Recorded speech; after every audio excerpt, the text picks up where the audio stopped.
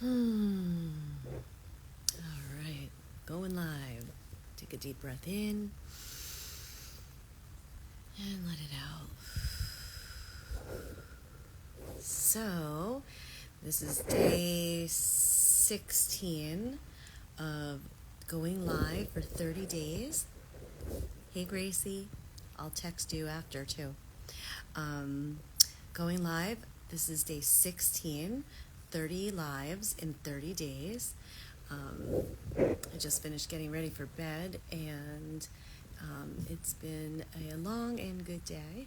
And but I wanted to go live. And those of you that might be seeing this for the first time in a replay, I had a download to start to go on social media live for 30 days in a row. So I committed to keep my word to myself and to listen to my intuition, even though I was not really even sure why this was given to me. And so far, it's been a really great challenge. It's been one of my friends was asking me, what I was receiving from this, and what am I proud of myself for? And it's been really cool to see myself. I haven't gone live in a long time, especially not on a regular basis. And so, here's the pup. And so it's been feeling really good to keep my word to myself and to my spirit self.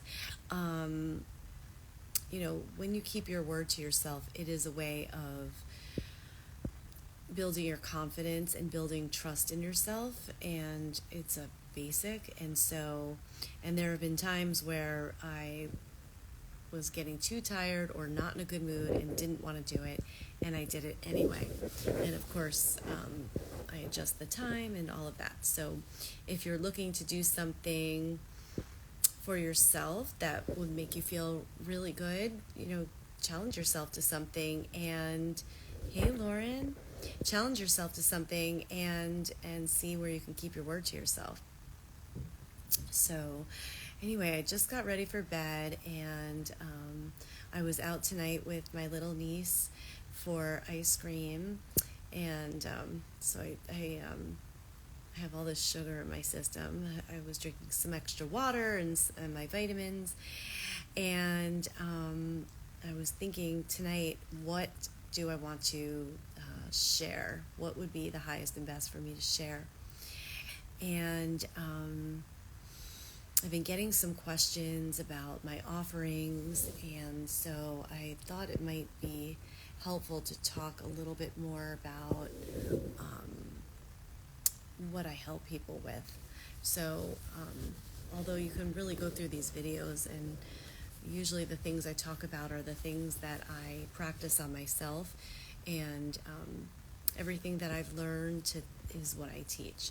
So but the biggest idea is to learn how to, first of all, transmute and transform trauma, and also to be able to speak your authentic voice, and to know what it is, because many of us have shut down our authentic voice due to survival reasons that usually come up from the past. It usually happens before age 7, but not always. And so I help people move through the blocks to speaking your truth, to knowing your truth, so that you can be authentic. And the other main pillar of what I help people with is to connect with their intuition.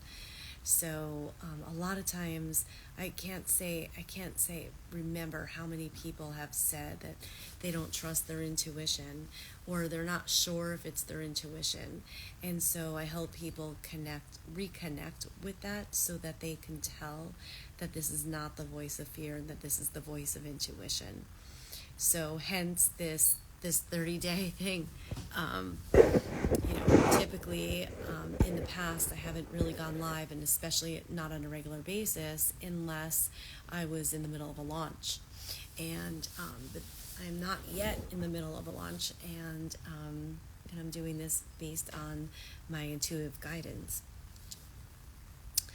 So yeah, and speaking your truth can be a very sensitive thing, and and and speaking your truth doesn't always mean like speaking it through words. It could also mean speaking your truth through your art or through your writing.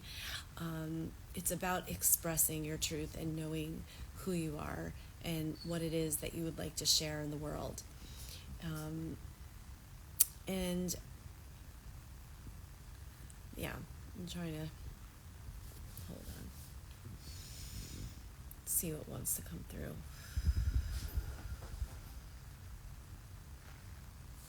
Okay, yeah. So in one of my client sessions this week, this particular client had an argument that went into yelling, and it went into, after the yelling, that this person's partner asked the other person to leave, like basically kick them out of their place because it was getting so out of line. So if you're getting to a place of yelling, on the surface that can look like speaking your truth. But what's really happening is there's energetics behind it, which is another thing that I teach, share, and live, is to, one of my main focuses. Hello, can you see this? She just crawled all over and then just got herself comfortable. Are you comfortable now? Are you comfortable? Okay. Okay, cutie. Ah, my heart. Ugh, it's so cute. I lost my train of thought. Hold on. Oh, so yelling, right? So on the surface, yelling can look like, right? What a cutie. I know. And this is the one that was like not feeling well. Look how good she's doing. I've been giving her Reiki every single day, just for a couple of minutes. And along with her remedies, but the days that I didn't do Reiki, she got really depressed again. So anyway, she's doing amazing. But when a conversation rises to yelling, and you might think, well, I'm speaking my truth, but what's really happening is that there's an energetic suck happening. Somebody is pulling somebody else into this lower vibration. So sometimes it's both people that are just unconscious and then go into this yelling stage. I have certain family members that experience that, and I've had clients that have experienced that in the past. Not right now. But what's happening is somebody is pulling somebody, right? So energetically, it's like an energy suck when that's happening. So you lose your power when you start to yell. I've rarely been known to yell. If anything, I used to not be able to feel anger. Anger meant, danger, danger growing up. And so my body just shut down from anger for a number of years. And eventually, even in therapy, I would be like, well, I'm sure I'm angry, but I would just feel like dead. And it wasn't until I started doing more somatic work, because even yoga is movement and breath, and you can practice yoga with the intention of moving energy out, and that is helpful. But when you actually do some of the somatic exercises that are designed to move these big, heavy emotions out, you can, and it doesn't always resolve it 100% right away. It's kind of like a 10 down to a 7 down to a 4, or whatever the numbers, but it's a reduction until release. We get to feel the feelings all the way. And later this summer, I'm going to be offering another session of prosperity energy healing. So those of you who did that with me the last time, I'm going to be running that again. That's about a 2-hour session that's done in a group, and it's a mixture of hypnosis and like vision and somatic. And so we go through this process where we go into the feeling. And I've mentioned in other videos that when we go into the emotion and the sensation of it, not the story around it, like he did this or she did that, but going into the actual, again, neck down, not neck up. And when we go into that 60 to 90 seconds, it helps to dissipate it. And then we move it through. Anyway, so I will be doing that, and I'll talk about that more when I have the date. But anyway, just as an FYI, just keep it on your radar. But these are the things that we can do to help reduce, and that's what shifted things for me. I am not anxiety free. I do feel anxiety, anxious, all the feelings, but I do have ways to move through them. And as I've mentioned in previous videos, I've been going through some of the stuff that I had been through in the past, but at this deeper level with the new wisdom that I have. So I've been, as always, I use my own meditations and my own process to move through. In fact, I'll thumb through my modules and see what do I need at that time. So it's pretty great. So the yelling is not the same thing as speaking your truth. So that's where we get to incorporate healthy boundaries, which is a big part of my program also. Now, the thing is, with healthy boundaries, some people are not going to understand it, and some people might not bounce back from a healthy boundary because they don't understand it. And that is just something that it's a risk we get to take, right? So I've had experiences in the past where I asked for space, and the reception was so harsh that this person just wasn't able to hold space for that. So, but I guess what happens is you get to know your people, because if somebody isn't able to give you the space that you need to process when you're communicating it, then does that person really need to be in your life? And of course, it's much harder when it's family members, and that's where it gets really complicated. And that's where, that's where relationship repair comes in. And there's different levels of relationship repair depending on if the other person is able to hold space for that. And sometimes it's, especially when it comes to family, like for instance, like what I was just talking about with this client.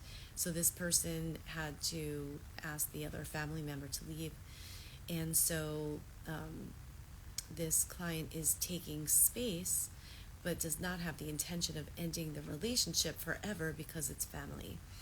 And so sometimes the best thing you could do is take space so that you don't say something that you can't take back, because you can't unhear things, you can't unsee things. So there is a dance, and that's what I've learned even since developing my program is, having healthy boundaries, speaking your truth. And I think I've mentioned this in other videos where sometimes the wise thing to do is to actually embody more acceptance and compassion than speaking your truth, because certain audiences are just never going to be receptive to it. And so that's where we get to, like this client that I have, I'm holding space for her through the grief that she's feeling, that this family member is not going to be able to meet them there. And so it's very nuanced.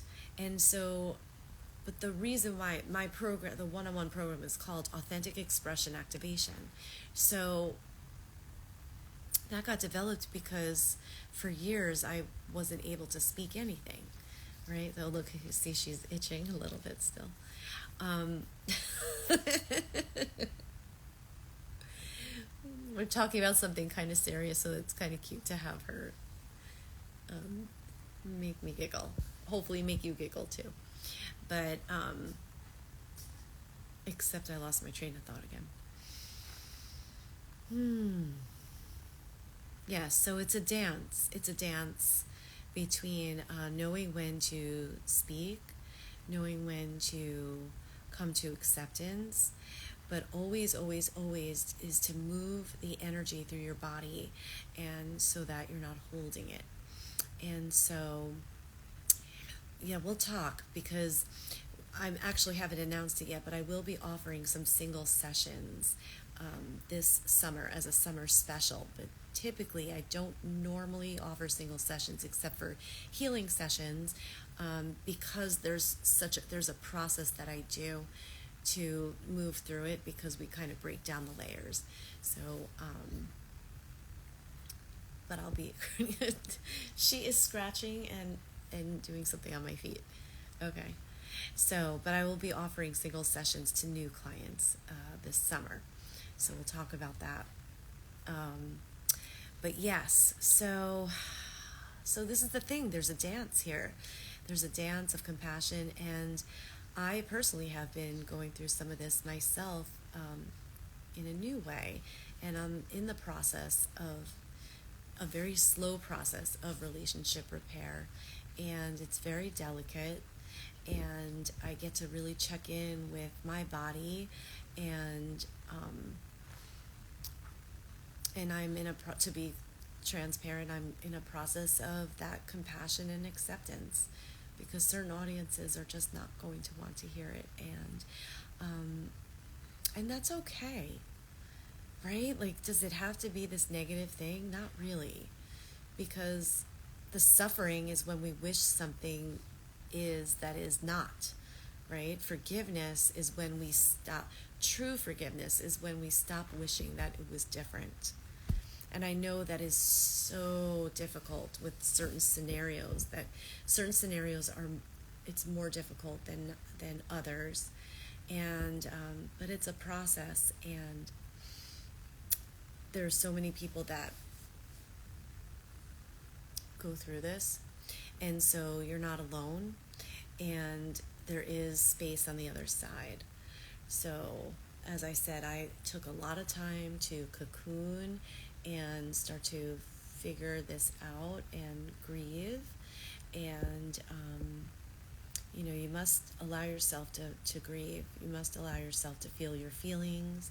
And so there is a time to come back out, and there's also a time to go within. And that's where connecting with your body, listening to your body's messages, what I spoke about in a previous video, you must follow the intuitive nudges from your body so that you don't push to the point of feeling unsafe inside your body. And it takes some courage because you might be going against the current of the culture that you're in, whether it's whatever culture that you are around on a daily basis. So, yeah. So if you're going through something and you're looking to speak your truth, and your audience, if your audience is somebody who's doing the personal development work, your audience is somebody who is like, let's spend time chatting, what do you need, and then that is the beautiful way to go deep together. And you can do that together. You can titrate, and meaning do a little at a time. And if your audience is just like just steel wall, then that's where you get to find other people to process with, and build that resilience within yourself. And this is the way I've practiced for myself, and I give myself the time, and I let myself be slow with it and mindful, and allow it to come up however it comes up. And coming back out the other side feels good. And I can see the evidence for me because of the people that I've been attracting back into my life. So it's been really nice to start to see some repair and to come back in. Once you start to repair and you're conscious and you've done this healing work, you come back in a new way on so many levels. But the biggest thing is to how do you come back into your heart and listen to your body. And just like a little side note, aside from relationship repair, you know, even start off with the basics. Like notice how your body feels in the day, and notice where I was texting with one of my friends who's also a coach, and she was like, I was saying, yeah, I'm really proud that I'm showing up for my 30 days, 30 lives for 30 days. And we were getting into a discussion about, do you ever cancel something? Hey, love. Good to see you, Jessie. She was saying, like, hey, do you ever cancel when you don't feel in alignment, even if the other person, was looking forward to it? Have you ever postponed a class? And yes, I have. Yes, I have. I have postponed classes. I have rescheduled plans. If something in my body is saying no in a big way. Now, I would say 15 years ago, probably 15 years ago, I wouldn't have done that. I would have pushed myself. But what I've learned over time, wait, hold on, she's itching. Hey, honey. Stop. Try to stop. She's itching incessantly right now. Here's the pup. Okay. I'm sorry, she was like on my foot and like shaking my foot from the itching, and I'm trying to channel. So let me just get back. Right, so listening to your body. So I, in the past, would have pushed through all the time unless I got super sick where I couldn't, and I would, be in bed for days because I would get so sick. But what I've learned over time, first of all, there's like a little energetic theory, which is if it's better for me, usually it's better for them too. Like, have you ever had somebody cancel on you and secretly you're like, oh, thank God, because I really had no energy today? Like, a lot of times we are connected energetically. We feel each other. And so, I'm again going on a tangent and forgetting what I'm saying. Hold on. This is why I have to start doing these lives earlier. Listening to your body. Yeah. So I would have normally not listened to the point of getting sick. These days, I share with somebody if I need to reschedule, if there was a point where I was leading a program and I got really ill and I had to postpone the middle of the program, postponed like a week or 2 weeks, I forget. But it was a big deal. And so, but the thing is, this is how we honor our body. And when you honor your body and you start to have that connection with such honor, with such reverence and grace, it opens up the channels for you to receive your intuitive nudges. You can receive your intuitive nudges through your body and through other ways. That should be another video, like clairvoyance, clairaudience, claircognizance. And so we all receive messages in other ways. But this is a healthy boundary within yourself. And this is how we get to have healthy relationships, because the healthy people are also listening to their bodies. And of course you want to do it within a time frame that is, fair, and also you want to use your authentic voice. So you don't want to make something up, you want to say the truth. Like, I overscheduled this week. I had plans with my niece, and I made plans with another family member on accident. And so I let her know, hey, could we reschedule? I I wrote it in one calendar, not the other. So that happens sometimes. We're human, we make mistakes. But when we're explaining it, um, and that's just a very benign example, but when we're explaining what we're going through and when we're honest and we're authentic, people will receive what you have to say much easier than when you're trying to white lie. Um, it leaves a little sour energy. So these are some things that to keep in mind as you are looking to connect with your truth, speak authentically, have healthy boundaries, and connect with your intuition.